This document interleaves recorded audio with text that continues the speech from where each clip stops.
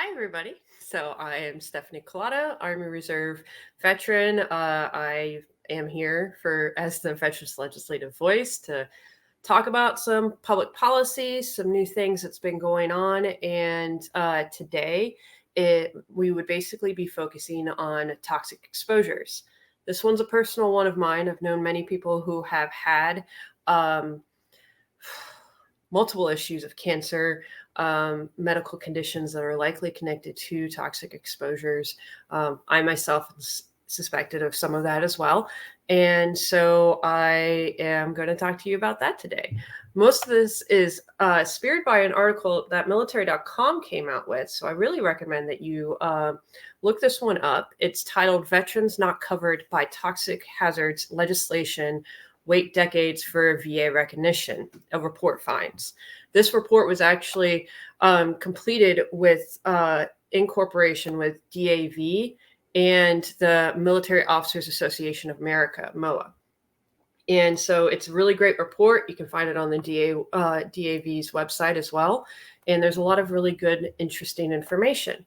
This actually is kind of inspired by the PACT Act because that passed 2 years ago and it had really great effects for many veterans. And not only gave presumptives for VA disability for many veterans, for millions of veterans, it also opened up eligibility for healthcare, so then veterans can get that started because you can only get enrolled with the VA healthcare in a certain time frame after you leave service. And then so with the PACT Act, they allowed a special time frame for veterans to get enrolled. And so then that way they can go in and start their healthcare and that can lead to VA disability because if the VA has those medical records, it's a lot easier for them to actually use that to then fuel their VA claims.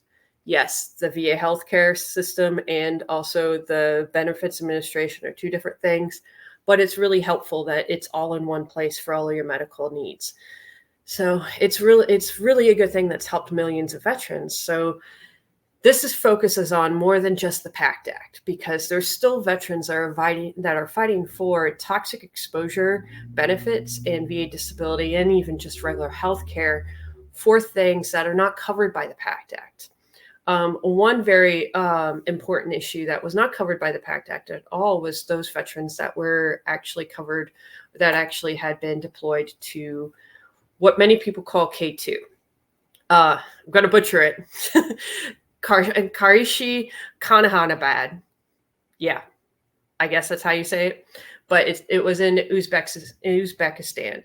It was an operational base from 2001 to 2005, supporting operations in Afghanistan. When the military actually stood up a base in Uzbekistan, they actually knew that there was toxic exposures there. There were a lot of issues already known. They still put soldiers there, and there were a lot of people that had came out with a myriad of different medical conditions. It was supposed many people had advocated for to include K2 with the PACT Act, but they did get left out. But the VA recently, last month, actually took steps to expand access for benefits for those veterans that served in K2 and their survivors. So that's an amazing thing that has came out for them. But there's other stuff that many people still have not been assisted through with the VA. And that's those that are impacted with PFAS, PFOS, and PFOA. Excuse me. It is a lot of initials and abbreviations there. If you're not familiar, those are the chemicals that are found within firefighting foam.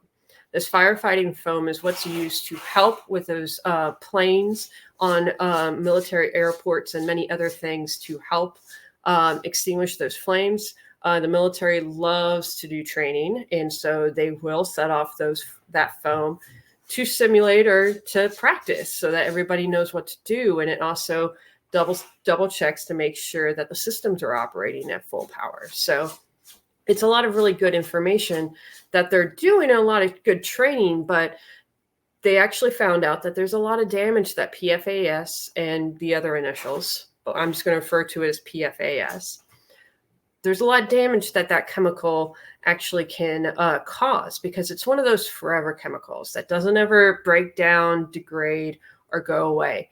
Once it's in the ground, they rinse it down, it goes actually into the ground, and it can leach into the water. There are veterans that have actually believed that they had gotten exposed to that, and it can cause a lot of issues, they believe. So in this military.com article, they found that in 2017, a military base called Fort Ord in California was found to have 80 times the maximum amount of several PFAS chemicals set in drinking water by the EPA this year. They had found that out. A veteran that had served there said that they were using that water to prepare food, drinking it straight from the water fountains, showering in it, brushing our teeth. So the exposure to that could be really significant. And the thing is that these veterans that were exposed to these toxic exposures, this PFAS, sure, they can get a lot of their medical issues probably covered by the PACT Act. But if they didn't serve overseas in the locations where the PACT Act is covered, they can have a really hard time trying to get that VA disability approved. The report by the DAV and MOA actually found that the VA takes an average of 31 years to recognize an exposure for an individual veteran after it first occurs, and then establishes a presumptive service connection. And that's a designation by the federal government that eliminates the requirement to prove a military tie. They say this, 31 years. I say that number is pretty high, given off of the average, but then we got to look at the numbers. It didn't take until the 90s for Congress to pass legislation for Agent Orange. In the 2000s, even for a few other conditions, and then 2010s, so that they can include the blue water veterans for Vietnam. Do my math, 40 years or more. So of course, the average is going to really be a lot higher than things in the last couple of decades. So it's a really hard thing to take and a really hard thing to understand, but that means that veterans and supporters of veterans really do need to keep advocating to Congress to get these things approved. There has been some hearings and talks and studies about PFAS, but there hasn't been that much movement, especially after the PACT Act. So it's really important to keep up that communication with your congresspeople to advocate for them.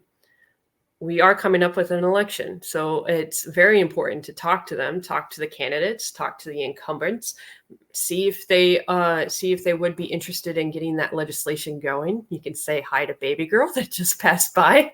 I'm sure she's very interested in this as well.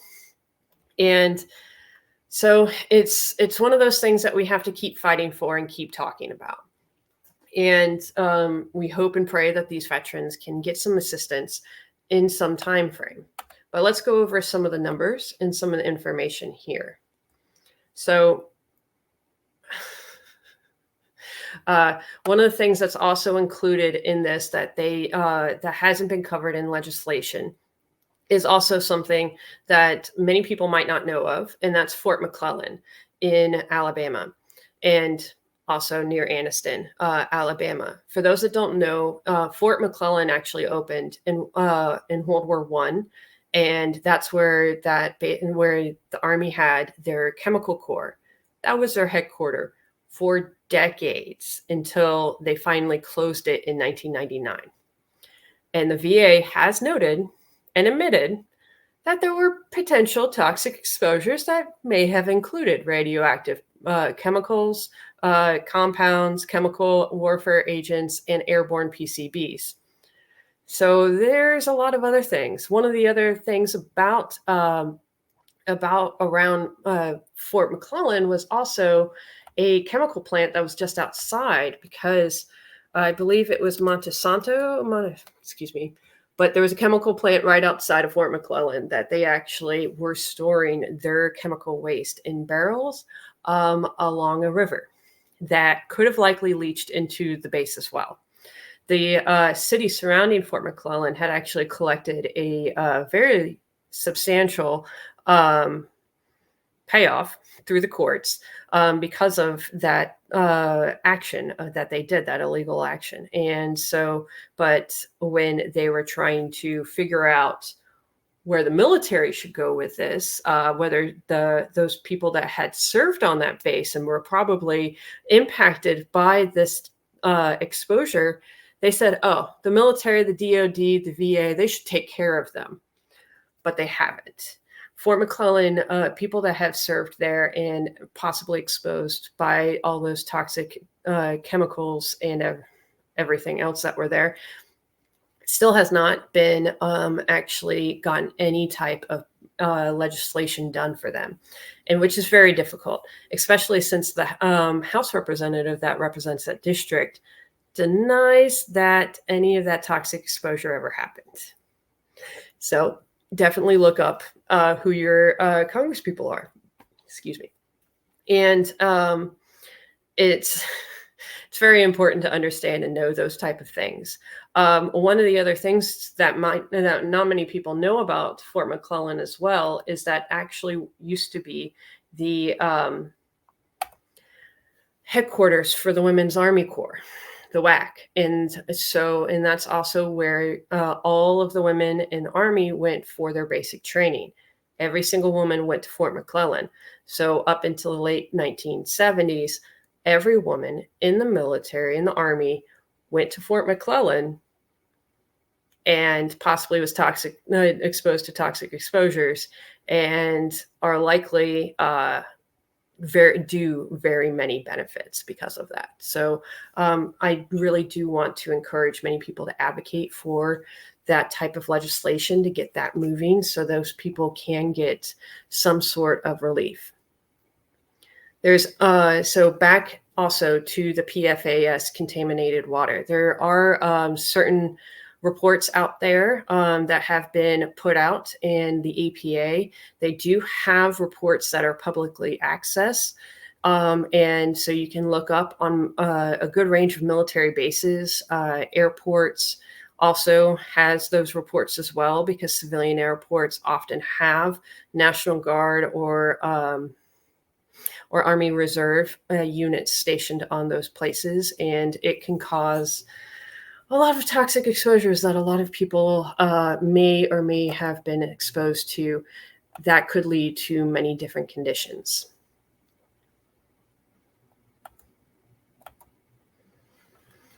Whew, okay.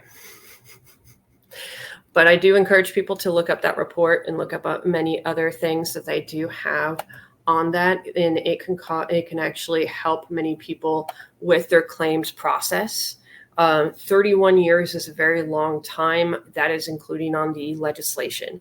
For those people that are hoping to try to get VA disability to this toxic exposure, I really do recommend those to contact their congresspeople for assistance, of course, because that always helps. But also try to get as many tests done and find as many studies that you can. There are actually Facebook and other social media groups out there that are linked to these type of exposures. There's one for Fort McClellan, because Fort McClellan also had military police headquarters there too. Men went through basic training there, or their AIT there too. So there's a lot of other places that can be included that actually you can find groups that people have found their own research and they're willing to share with others. There's also a really great book called, by William Bonk, who runs one of these groups, and he's done his own research to come up with this type of information for a lot of people to understand what the heck is going on with this toxic exposures. And his book is called Exposure: Surviving Historical Fort McClellan. I actually had the unfortunate experience to actually go there, but by that time I was there. Hopefully, a lot of the reports says that it's now cleansed, it's now safe. I bought my own bottled water if and didn't stay very long when I was on that base. So just FYI. There's also other toxic exposures that we need to keep aware of and apprised of. So another one is also the exposure that happened in Hawaii. I believe it was Pearl Harbor, with those fuel tanks that happened with Red Hill. And what happened there was those fuel tanks, the underground fuel tanks, actually started leaking because those fuel tanks and the storage was actually built, I believe, before World War II. And that can lead to a lot of structural issues. And that's what's happened. The fuel actually leached into the water, into the sources on the bases, and many of the families had gotten sick. There was a huge rash of illnesses that had actually came about through the military families on Pearl Harbor. There was a time where the base commander actually said, "Oh, everything's fine. My water tastes great," without trusting or checking anybody else of whether there was having issues. Thankfully, that did cause a lot of attention with the media and with Congress, and they had hearings on that. Quite interesting that the base commander received an exit award for that. So other people that may have gotten a lot less when they leave and they've actually not poisoned a whole bunch of people can get people pretty salty about things like that. Well, there's other things that can cause other issues, other toxic exposures that many may not know of, and that it impacts military families. And one of those is base housing. Base housing is one of those things that have really caused a lot of issues recently because of the contracting that they have been using in the time frame. So the military contracts that has been going on with base housing, those that are supposed to be maintaining housing on military bases, there have been many companies that have gone into contracts and privatized military housing, and they faced many fines. And there has been congressional hearings that's happened to go over this, because when they're not maintaining these homes, they have a increased risk of mold and many other issues like water damage. And black mold does cause immediate effects for many people. I mean, I've stayed many in a military barracks that had mold, black mold in it, and I would have sinus infections for weeks. And so it was always a very difficult thing. Well, there was also families that kids would get pneumonia. They can cause long-term damage. There are allergies and a lot of other issues. That stuff can also cause impact on their growth and learning disabilities and things that can also happen when there are toxic exposures within the home. So those type of things are really important to keep on top of and to watch out for.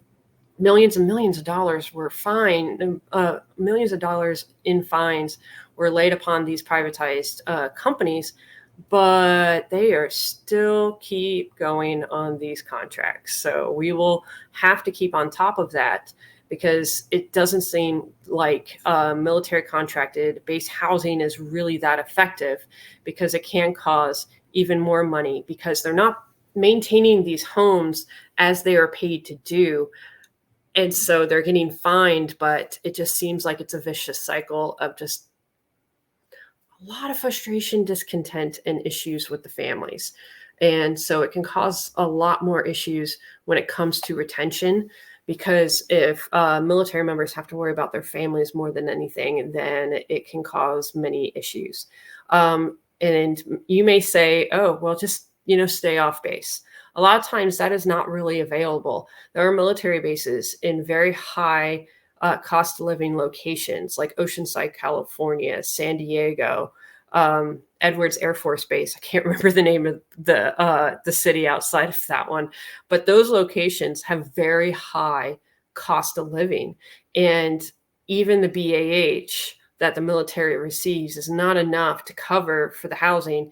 A lot of times there's only a few $100s left after they spend that on housing itself. And I'm including their income, their actual income on that. And well, you know what, there's a couple, there's parents, there should be two incomes. Majority of, there's a good amount of military families that are one income families because they move around so much. The unemployment with military spouses range between 20 and 40%. It depends on where you go, where you look for the studies and things. And so it can cause a lot of issues for a lot of people. There are actually more military families than you actually can think of that are on food stamps. So if they're on food stamps already before they even get to these high cost of living locations, you can only imagine how difficult it is when they're living in a home that is probably filled with black mold. And that's why it's really important to communicate with your congresspeople about these issues and to keep them apprised on a lot of the things that you see and find out. If you know of people that have experienced these things, please encourage them to talk to their legislators. Just Google, who's my representative? Who are my senators, state senators? It can be a little bit confusing if you're a military family and you're living in one state and then you're actually a resident of another state or district. I say go with the actual district for where the military base is, because those people would have a say on the funds that gets sent there. That is that military base is within their district. They're supposed to own that. They're supposed to take care of the people that are on that military base. So if you contact those people, but you can also contact your actual district, because there are times that people from the actual residence district will also get involved, and it raises more voices up together. When Vanessa Guillen went missing, her family was from Houston, and the military base was in Killeen, Texas. That's miles apart. So those are two separate districts.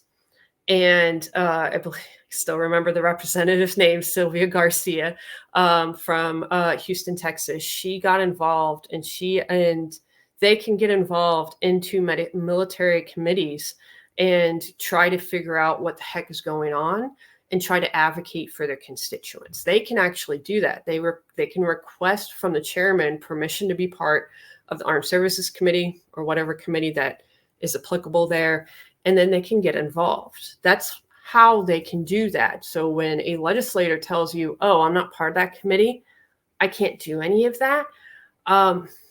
No, they can.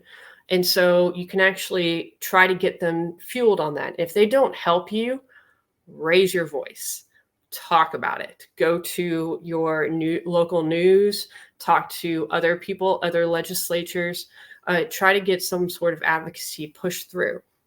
All else fails, contact the ranking member or chairman of the committee that's applicable to your issues.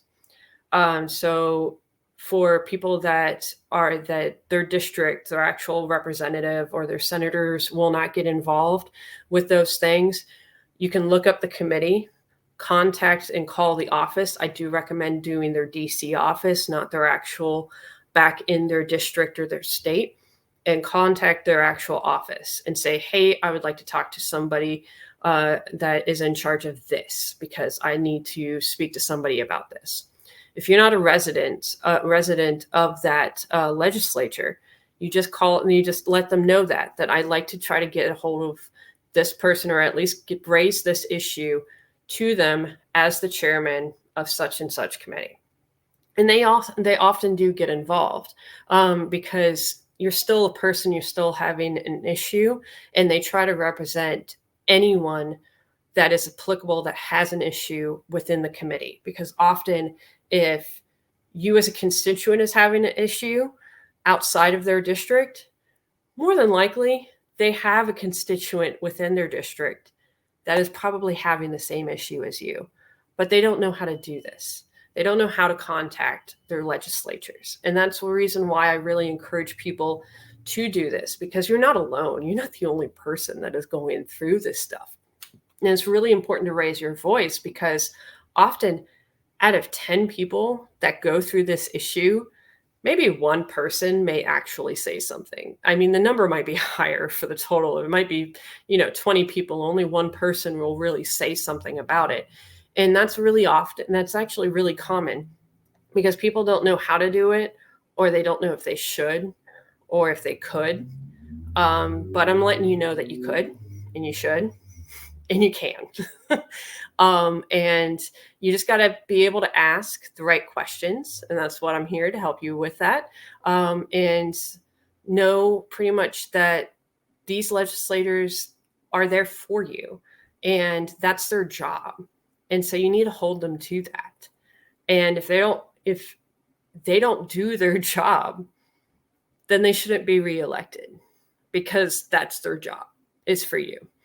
And I'd like to remind a lot of people of that, especially when we're coming up on this election. Elections are very important, because these are the people that are supposed to help you. That's the reason why they take your tax-paying money, is to help you, to make your lives better and easier, keep your lives going.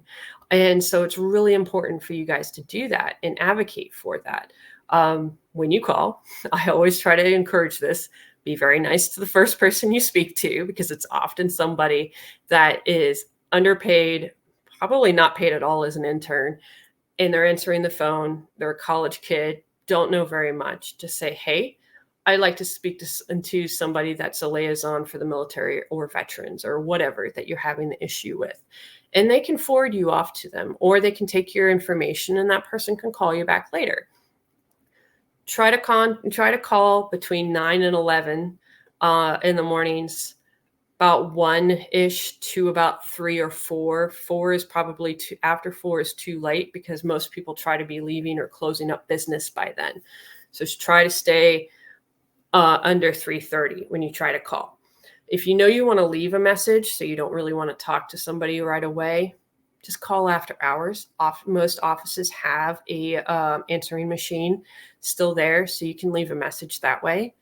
If you need to get it taken care of within the next 3 to 4 months, do not email, do not write a letter. Those things take months for them to go through. So call and leave a message, or just at least call and see if you can talk to somebody, and they should call you back. It's really important to know these things and to keep them actually going, so that everybody can really have a better life. Because if you're going through that and somebody else is likely going through that, and you're actually advocating for them, you're representing them too. So keep in mind for that, because you're not alone on what you're going through. There's many people that are going through this issue as well, but they don't know the way to do it. And so that's why it's so important to push through and to keep going on this. So I want to remind everybody to please look up military.com on the toxic exposures, on how long people are actually waiting, and look up with the DAV. Of course, I lost the website on my actual laptop, so I apologize. So DAV and MOA have put the report out there. Take a good read into that, and it's very enlightening on how things are going. And you can always Google any of the legislation that you may be interested in, or you could try to contact me. My website is VETS, VETS, legislativevoice.org. You can also email me, same thing, VETS, legislativevoice at Gmail. But you can also find me on Facebook, Instagram, and X. Apologize. I want to say Twitter still. I know everybody still wants to say Twitter. But keep looking those things up. Keep fighting. Talk to your legislators. Hold them accountable. And please register to vote. Many states, the deadline to register to vote is October 5th. People are already voting for early voting periods. Get registered, takes less than 2 minutes, and then go and vote. Go early as soon as they open up, and then that way you can have your voice and you can be part of something that's really big for this election coming up. Okay, guys? I hope you guys have a great week, and I'll see you guys soon.